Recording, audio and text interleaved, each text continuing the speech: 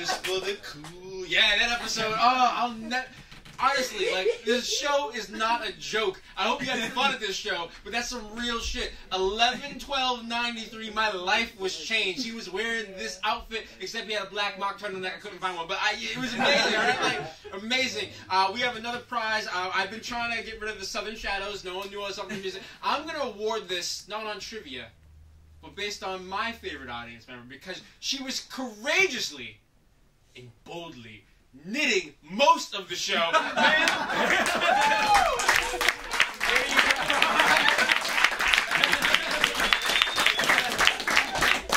Can I ask, what are you working on? What are you working on? It's a shawl. A shawl? All right, there you go. All right, like Mother Winslow. All right, there we go. Yes. I did say that I had a LeVar Burton experience. I'm thinking most of the people in this room have probably heard me talk about that. So instead I'm going to talk about something else real quick before we wrap up. And you guys have been amazing. I just want to say, this show, we've been talking a lot about race and pop culture and black whiteness and white blackness. And if you have not been aware, by the way, I've talked and had pocket protectors and all this shit the entire show.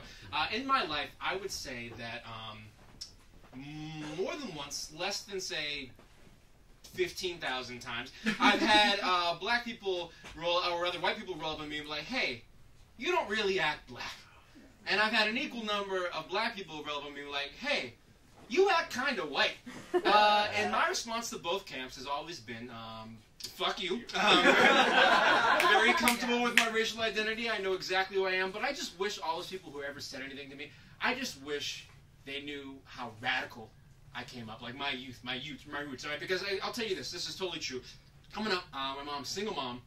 She was great at it. She, made sure I never wanted for anything, made sacrifices for me. She always, made sure that education was very important. And she looked at me when I was very young. She's like, all right, I'm not going to have enough money to send this kid to private school for the entire run K through 12. Instead, let him get a taste. So for preschool and kindergarten, she enrolled me in an extremely Tony, highly upper crust, like private preschool kindergarten, all right? The school was basically in a rich lady's mansion. Like, it was like, swear to God, it was like out in the suburbs, like rolling green fields, really, really nice. We went on crazy field trips, like farmland, and like we had like lunch on like real plates with silverware and everything like that. It was like fantastic, great time of my life, a lot of great memories. Not the most diverse place of all time, right?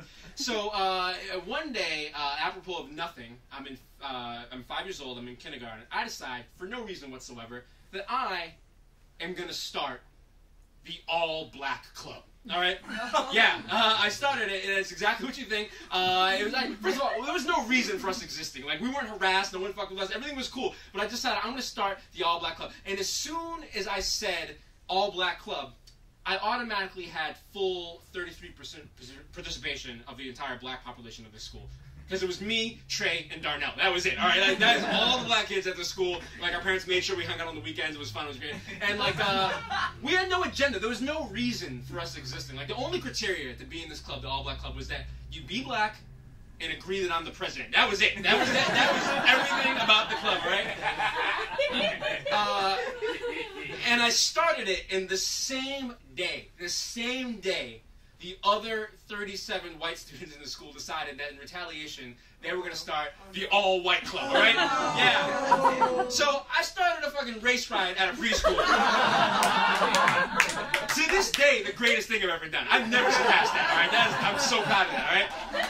And the administration found out about it immediately because it's kind of hard to conceal when a bunch of 5-year-olds are all politicized and shit. Like, standing on the Red Rover field, like, staring each other down. Like, Red Rover said whitey on it. We're like, what? Why is that? That's weird, right? So, like, that happened, and, like, they quashed it immediately. Like, no, we're not doing this. It's not how we do things here.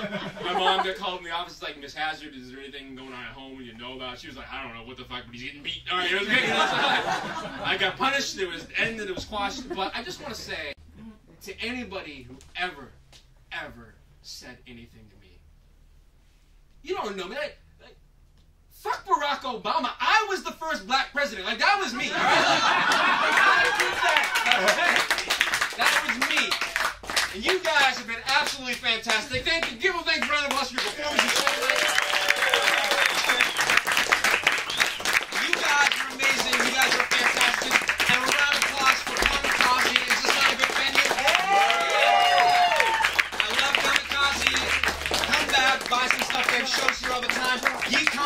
Mr. Kevin Harrington is in the house. Geek Comedy Night, which I've been fortunate to perform on many times. Have a monthly show here. It's really fantastic. Check out their Facebook page. And you guys are awesome. Thank you so much for coming. I'm much happy.